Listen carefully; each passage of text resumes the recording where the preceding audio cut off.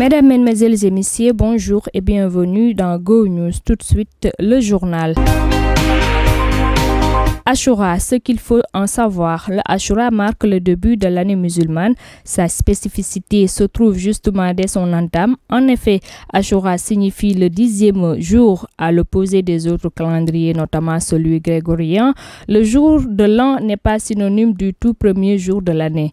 L'an musulman est célébré au soir de son 10e jour. L'autre singularité pour laquelle nous allons terminer sur cet élément est la polémique qui entoure ce jour. Pour les chiites, qui comptent 10% de la communauté musulmane mondiale, soit 200 millions d'individus, le Ashura est loin de symboliser la joie. Bien au contraire, il rappelle plutôt le jour où la famille prophétique a vécu des moments de terreur et d'horreur. Cette raison est d'ailleurs celle pour laquelle il se lapide en guise de solidarité à chaque Ashura.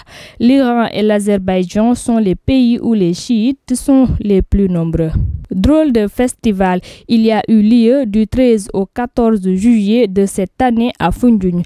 Le festival est intitulé Festival du cousinage à plaisanterie de Foundiougne. Le thème de cette année est paix et cohésion sociale.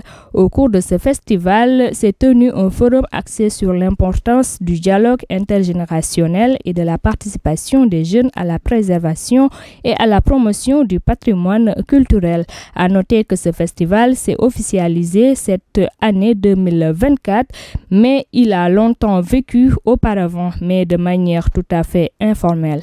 Bruit de bottes à la SODAV, Ngoné Ndour connaît un début périlleux de son 3e mandat obtenu le 1er juillet au sommet de la SODAV, Société sénégalaise de gestion du droit d'auteur et des droits voisins. Réélue pour 3 ans, Ngoné Ndour avait émis le souhait d'achever les chantiers qu'elle a eu à développer sous son magistère.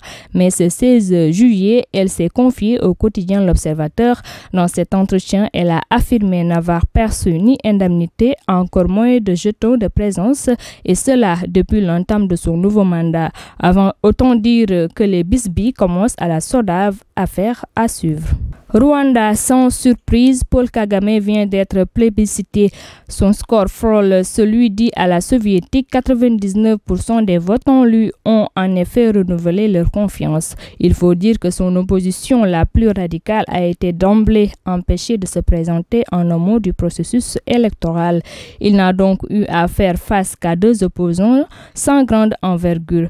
Réunis, les deux ne font même pas 1% de l'électorat. Ce nouveau mandat de 5 ans est le 4e de Paul Kagame. Tel que récemment remodelé, la constitution rwandaise lui permet de rester au pouvoir jusqu'en 2034. Donald Trump investit ce 15 juillet à Milwaukee comme prévu. Il représentera le parti républicain lors de la prochaine élection présidentielle qui approche à grands pas aux États-Unis. Après la tentative infructueuse d'assassinat dont il a fait l'objet, Donald Trump a pris l'ascenseur dans les sondages. Il est d'or et déjà donné largement gagnant face à Joe Biden.